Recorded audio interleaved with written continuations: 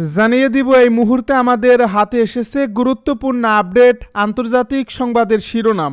শুরুতেই থাকছে দিল্লি বিস্ফোরণের পর ভারতের পাশে দাঁড়ালেন নেতানিয়াহু। এবারে জানিয়ে দিব কিয়েভে ব্যাপক পরিমাণে রুশ হামলা, নিহত এক। এদিকে ডোনাল্ড ট্রাম্পের কাছে ক্ষমা চাইলেও ক্ষতিপূরণ দিতে নারাজ বিবিসি।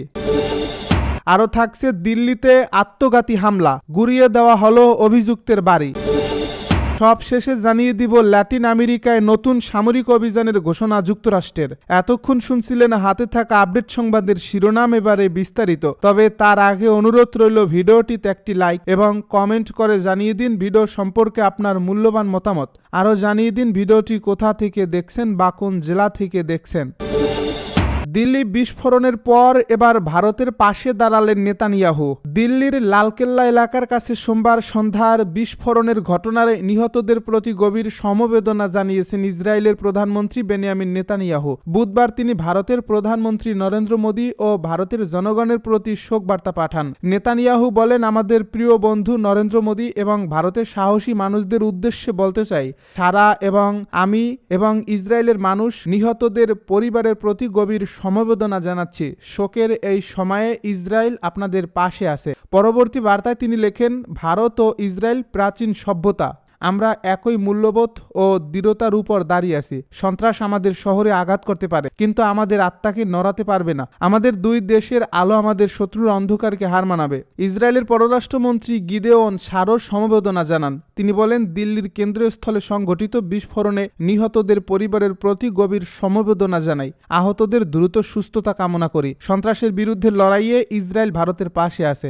এদিকে এই বিস্ফোরণকে সম্ভাব্য সন্ত্রাসী হামলা ধরে নিয়ে তদন্ত শুরু করেছে ভারতের জাতীয় তদন্ত সংস্থা এনআইএ। সংস্থাটি জানায় একটি বিশেষ তদন্ত দল গঠন করা হয়েছে এবং এটি এসপি স্তরের কর্মকর্তাদের তত্ত্বাবধানের কাজ করবে। ভারতের স্বরাষ্ট্র মন্ত্রণালয় এই ঘটনাটির তদন্ত আনুষ্ঠানিকভাবে এনআইএর কাছে হস্তান্তর করছে। তদন্ত দল এ বিস্ফোরণটি ইচ্ছাকৃত না দুর্ঘটনাজনিত সব ধরনের সম্ভাবনা খতিয়ে দেখবে। কিয়েভে ব্যাপক পরিমাণে রুশ হামলা, নিহত এক। ইউক্রেনের রাজধানী কিয়েভের প্রায় প্রতিটি জেলায় শুক্রবার সকালে ব্যাপক হামলা চালিয়েছে রাশিয়া। এতে অন্তত একজন নিহতের খবর পাওয়া গেছে বলে জানিয়েছে কিয়েভের মেয়র। 2022 সালে সামরিক আগ্রাসন শুরুর পর সাম্প্রতিক মাসগুলোতে ইউক্রেনে হামলার মাত্রা অনেক বাড়িয়ে দিয়েছে রাশিয়া। দেশটির অবকাঠামো, বিশেষ করে জ্বালানি স্থাপনা, রেল যোগাযোগ ব্যবস্থা সহ আবাসিক এলাকাগুলোতেও হামলার তীব্রতা বাড়িয়েছে রুশ সশস্ত্র বাহিনী।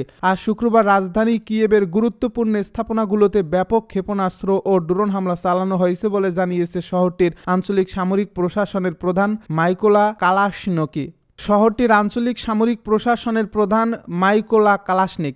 অন্যদিকে শহরের আকাশ প্রতিরক্ষা ব্যবস্থা কাজ করছে জানিয়ে মেয়র ভিটালি কিলিটোস্কো এটিকে ব্যাপক হামলা হিসেবে বর্ণনা করেছেন। ইউক্রেনের জরুরি বিভাগ জানিয়েছে, রাশিয়ার এই হামলায় একজন নিহত ও 15 জন আহত হয়েছে। এছাড়াও আরও 40 জনেরও বেশি লোককে আগুন ও ধ্বংসের হাত থেকে উদ্ধার করা হয়েছে।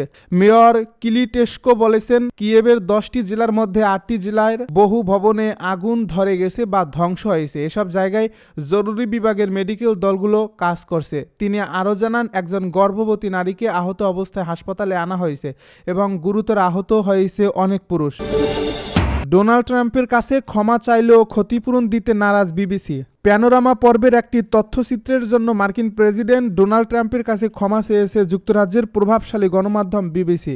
ওই তথ্যচিত্রটিতে প্রেসিডেন্ট ট্রাম্পের 2021 সালের 6 জানুয়ারির ভাষণের অংশগুলো কেটে জুড়ে দেওয়া হয়েছিল। তবে গণমাধ্যমটি ট্রাম্পের ক্ষতিপূরণের দাবি প্রত্যাখ্যান করছে খবর বিবিসির। বিবিসি কর্পোরেশন বলছে, তথ্যচিত্রটি সম্পাদনের ফলে প্রেসিডেন্ট ট্রাম্প সরাসরি সহিংস পদক্ষেপের আহ্বান জানিয়েছে এমন ভুল ধারণা তৈরি হয়েছিল। তারা বলছে 2024 সালের সেই অনুষ্ঠানটি আর দেখাবে না। তারা বলেছে 2024 সালের সেই অনুষ্ঠানটি আর দেখাবে না। অন্যদিকে ট্রাম্পের আইনজীবীরা বিবিসিকে হুমকি দিয়ে বলেছেন, গণমাধ্যমটি যদি ক্ষমা না চায়, বক্তব্য প্রত্যাহার না করে এবং ডোনাল্ড ট্রাম্পকে ক্ষতিপূরণ না দেয়, তবে তারা $1 বিলিয়ন ক্ষতিপূরণ চেয়ে মামলা করবেন। এই বিতর্কের জের ধরে গত রোববার বিবিসির মহাপরিচালক টিম ডেভি এবং বার্তা বিভাগের প্রধান ডেভোরা টার্নেস পদত্যাগ করেন। গতকাল বৃহস্পতিবার সন্ধ্যায় বিবিসির সংশোধন স্পষ্ট স্পষ্টীকরণ বিভাগ তথ্যচিত্রটি কিভাবে সম্পাদনা করা হয়েছিল তা জানায়। এক বিবৃতিতে তারা বলে, আমরা স্বীকার করি আমাদের সম্পাদনা অনিচ্ছাকৃতভাবে এই ধারণা তৈরি করছে। আমরা ভাষণের একটি একক একটানা অংশ দেখাচ্ছি, বরং ভাষণের বিভিন্ন অংশ থেকে নেওয়া নির্বাচিত অংশ নয়, এবং এর ফলে প্রেসিডেন্ট ট্রাম্প সরাসরি সহিংস পদক্ষেপের আহ্বান জানিয়েছেন এমন ভুল ধারণা তৈরি হয়েছে।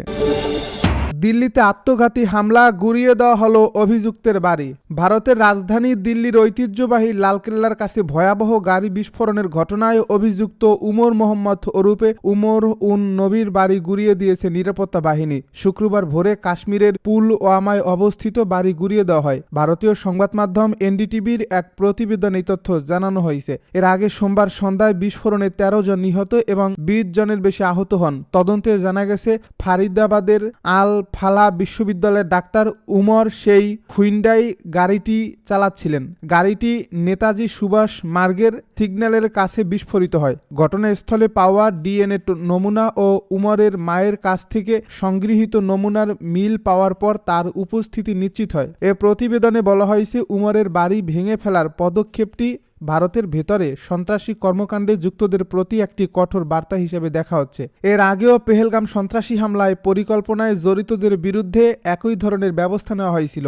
এনডিটিভি জানিয়েছে, দিল্লি বিস্ফোরণের আগে প্রায় 2900 কেজি বোমা তৈরির উপকরণ, আধুনিক অস্ত্র ও অ্যাসল্ট রাইফেল উদ্ধার করা হয়। এসব মজুদ ছিল ডাক্তার মুজ্জাম্মিল ও শহীন সাইদির কাছে। তারা দুজনই উমরের সহযোগী হিসাবে পরিচিত। তারা বর্তমানে আটক আছেন এবং জিজ্ঞাসাবাদ চলছে। ল্যাটিন আমেরিকায় নতুন সামরিক অভিযানের ঘোষণা যুক্তরাষ্ট্রের প্রতিরক্ষামন্ত্রী পিট হেগসেথ ল্যাটিন আমেরিকায় নার্কো সন্ত্রাসীদের নির্মূল করার লক্ষ্যে একটি নতুন সামরিক অভিযানের ঘোষণা দিয়েছেন। সাম্প্রতিক সময়ে ওই অঞ্চলে যুক্তরাষ্ট্রের নৌবাহিনীর শক্তি বাড়ানো নিয়ে উদ্বেগ তৈরি হয়েছে, যা স্থল আক্রমণ সহ আরও বড় সংঘাতের ইঙ্গিত হতে পারে বলে অনেকে মনে করছেন। হেগসেথ সামাজিক যোগাযোগ মাধ্যম এক্সে তিনি লিখেছেন, আজ আমি অপারেশন সাউদার্ন স্পিয়ার ঘোষণা করছি। এই মিশন আমাদের মাতৃভূমিকে রক্ষা করবে, নার্কো সন্ত্রাসীদের আমাদের এলাকা থেকে সরিয়ে দেবে এবং যা মাদক আমাদের মানুষকে হত্যা করছে তা থেকে দেশকে নিরাপদে রাখবে। তবে এই অভিযানের সুনির্দিষ্ট বিবরণ বা এটি চলমান সামরিক কার্যক্রমের চেয়ে কিভাবে ভিন্ন হবে তা তিনি জানাননি। ডোনাল্ড ট্রাম্প প্রশাসন এরই মধ্যে ক্যারিবিয়ান ও পূর্ব প্রশান্ত মহাসাগরে এক সামরিক অভিযান পরিচালনা করছে, যার আওতায় নৌ বিমান বাহিনীকে মাদক বিরোধী অভিযানে মোতায়েন করা হয়েছে।